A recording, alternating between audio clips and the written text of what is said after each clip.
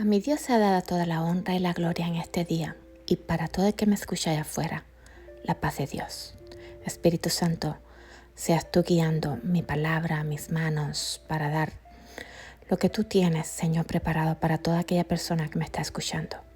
Prepara, Señor, nuestros corazones para recibir tu palabra, y que al entrar en ella el enemigo no la pueda robar y dé frutos al 30, al 60 y al 100%.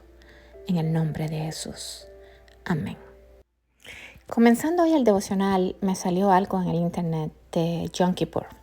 Y les explico más o menos por arribita qué es el Yom Kippur, y es una celebración que hacen los judíos después de 10 días que ellos empezaron el año nuevo.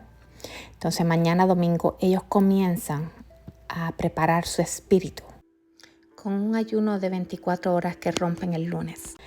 Y durante ese tiempo ellos comienzan a orar la palabra, a cantarle al Señor. Ellos comienzan a arrepentirse de todas las cosas que hayan hecho durante todo el año. Durante ese tiempo, si tienen a alguien que tienen que perdonar, ellos perdonan y a la vez piden perdón si se han cometido algo contra otra persona. Y esto, a pesar de ser una celebración judía, me hizo pensar en lo que yo les traía para hoy, que era la novia. Y empiezo con Efesios 5 a leerles de 26 a 27. Se puede leer Efesios 5 completo. Yo por tiempo no se los puedo leer, pero trata justamente de esa relación de la novia, que es la iglesia, y la palabra la une como una relación de esposa y esposo. Pero dice así el versículo 26. Para santificarla y purificarla en el lavamiento del agua por la palabra, para presentársela a sí mismo como una iglesia gloriosa, sin mancha, ni arruga, ni cosa semejante, sino que sea santo y sin defecto. Fíjense cómo habla la palabra, que es por el lavamiento del agua. El agua sabemos que es el mismo Señor. Cuando venimos a Él es como esa agua que nos limpia. Es la palabra de Dios cuando nos exponemos a leer la palabra de Dios, que es como, dice que la palabra de Dios como esa lavadora que lava todo lo que está sucio en nosotros. Dice que para presentarla gloriosa, sin mancha ni arrugas. O sea, sin ni siquiera una mancha, porque cuando nos exponemos a la palabra de Dios, ¿qué hace? Es como que nos enseña todas las cosas que estamos haciendo mal, ¿no? Y a la vez es como cuando te presentas a esa luz, que es Jesús, y ves cómo Jesús actúa en cada momento, en cada instante, como la integridad que tiene Jesús en todo momento. Y la palabra dice que nosotros debemos ser imitadores del Señor Jesús, ¿no? Nos enseña cuánto nos falta. Y siempre digo en mis devocionales que nunca se compare con nadie, no se compare con un hermano, porque se puede estar perdiendo el verdadero final.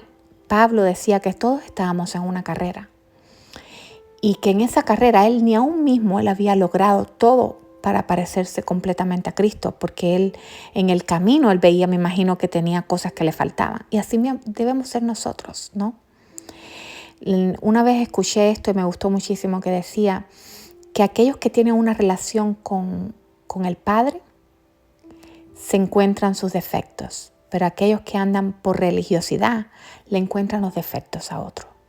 La palabra dice que no juzguemos para que no seamos juzgados, y que no apuntemos a otro, porque de la misma manera que apuntemos a otro, así hay ángeles y demonios que también nos están mirando a nosotros. Y basados desde ahí, me gusta de nuevo esto que hacen los judíos, porque ellos, ¿qué hacen? Ellos reflexionan durante ese tiempo, esos 10 días. Y bueno, mañana, ¿qué hacen? Ellos me imagino que tienen listados de cosas que hicieron mal, personas que tienen que perdonar. Y cuando ya terminan de hacer todo esto, ellos vienen al Padre y entonces le piden al Padre que escriba sus nombres en el libro de la vida por otro año más. O sea, tienen los cielos abiertos, ¿no? Y yo sé que esto es algo que hacen los judíos, que tal vez es algo de religiosidad, pero me gusta que ellos toman ese tiempo para separarse del mundo, para pensar, para analizar, Señor, durante este año, se debería hacer a diario, yo digo, pero bueno, ellos que dicen que durante la vida uno está tan ocupado, que a veces uno hace las cosas y no se da cuenta, pero cuando tú vienes al Señor y te arrodillas y empiezas a escribir y empiezas a decir, por ejemplo, no sé, tuviste un problema con un hermano y le dices, Padre, mira lo que me pasó esto y esto y esto. El Señor solo te va a decir, sí, pero tú también hiciste esto y esto y esto. O sí, te vi que tú no tienes la culpa, pero igual tú vas a ir ahora y perdonar. ¿Por qué perdonar? Porque cuando tú perdonas, dice la palabra, ¿se acuerdan cuando decía Jesús que le enseñaban a orar? Jesús decía, perdónalos como también yo te perdono a ti. ¿Sí se acuerdan del Padre Nuestro? Es lo primerito que dice Jesús. Perdona para que yo te perdone. Cuando Pedro en cierta ocasión le pregunta a Jesús que cuántas veces tenía que perdonar a su hermano. Y él decía 7 veces. ¿Por qué 7 veces? Porque el número 7 para ellos es un número completo, es un número de Dios, ¿no? Y Jesús le dice, no, hasta 70 veces 7. Pero, ¿por qué les estoy hablando ahora del perdón? Porque el perdón creo que es lo primero, ¿no? Que abre esa puerta del cielo, ¿no? Para que el Señor nos pueda escuchar también a nosotros. Sé que hay alguien seguro allá afuera, es más, esto puede ser para ti, que de pronto digas, bueno, yo hice lo posible para que alguien me perdonara y no me quiso perdonar.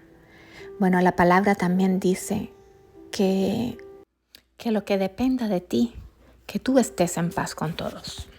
O no sé si te ha pasado que sabes que alguien está haciendo algo en tu contra y tú tratas de arreglar el problema, tú tratas de decir, bueno, dime cuál es el problema y las personas se callan y te dicen, no tenemos ningún problema. Bueno, no puedes arreglar nada, ¿no?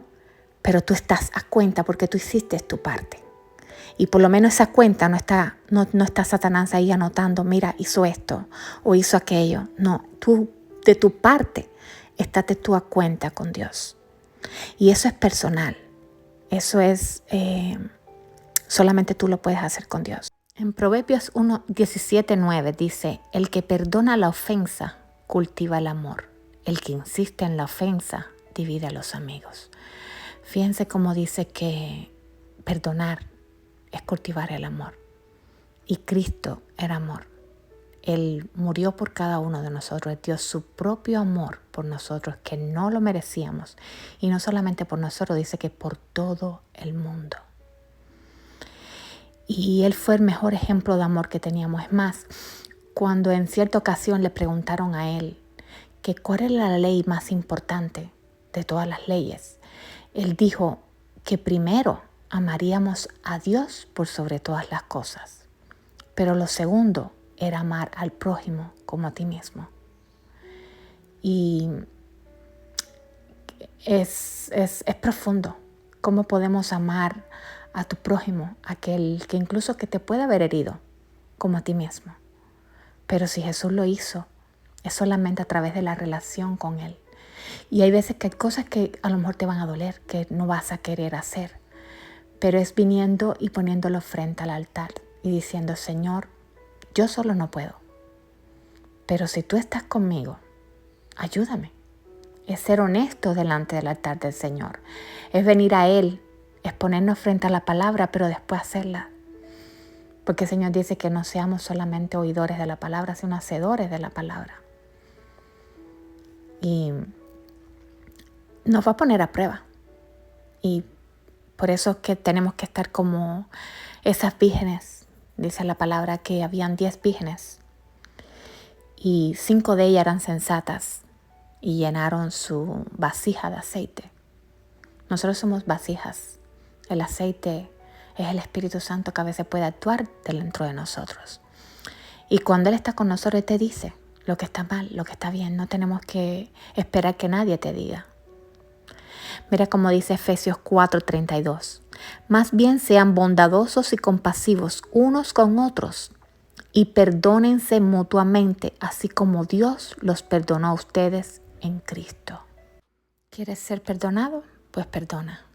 En Mateo 6:14 dice, porque si perdonan a otros sus ofensas, también los perdonará a ustedes su Padre Celestial. Fíjense que es como una condición. Como les decía al principio, también cuando Jesús oraba, Jesús decía, perdónalos como también el Padre los perdona a ustedes. Entonces, me basé un poquito en Yom Kippur y empecé con la historia del perdón, porque eso es lo que hacen ellos. Pero consideré que es una práctica que deberíamos hacer también todos nosotros. A mí Dios me habló, espero que a ti también. Que Dios te bendiga, que te cuide, que te guarde, que haga resplandecer su rostro sobre ti y te dé paz.